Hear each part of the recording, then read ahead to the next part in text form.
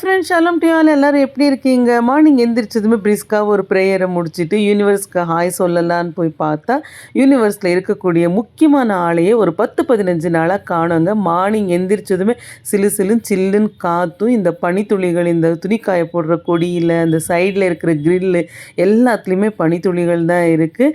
நல்ல ஒரு மழைன்றதை விட சும்மாவே தூவிட்டே இருக்குது.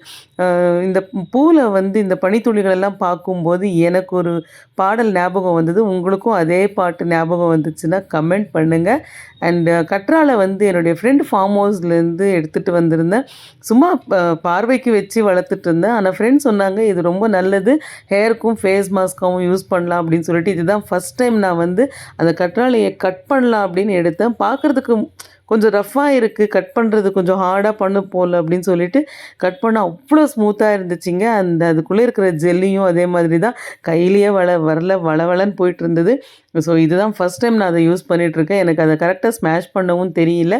இன்றைக்கி ஃபஸ்ட் டைம் இல்லையா, ஸோ ஓரளவுக்கு நான் அதை பேக் மாதிரி யூஸ் பண்ணி ஹேருக்கெல்லாம் அப்ளை பண்ணேன். நெக்ஸ்ட் டைம் வந்துட்டு அதை நீட்டாக ஸ்மாஷ் பண்ணி ஜெல்லி எப்படி இருக்குதுன்னு சொல்லிவிட்டு உங்களுக்கு காட்டுறேன். இந்த குட்டி குட்டி 2 கடாய் வந்து ஆஃபர் ப்ரைஸில் வாங்கினேன்.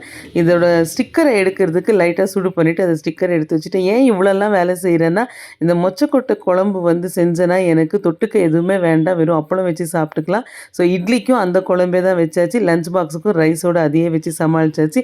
அதனால தான் இந்த பற்பல வேலைகளெல்லாம் இன்றைக்கி செஞ்சுட்டு இருந்தேன். கையில் துவைக்கிற துணியும் துவைச்சி முடிச்சுட்டு எப்பவும் போல் ஸ்டாண்டில் போட்டு ஆஃபீஸ் கிளம்பியாச்சு. வீடியோ உங்களுக்கு பிடிச்சிருக்கோன்னு நம்புகிறேன். பிடிச்சிருந்தா லைக் பண்ணி ஷேர் பண்ணுங்கள். தேங்க்ஸ் ஃபார் வாட்சிங். Have a good day.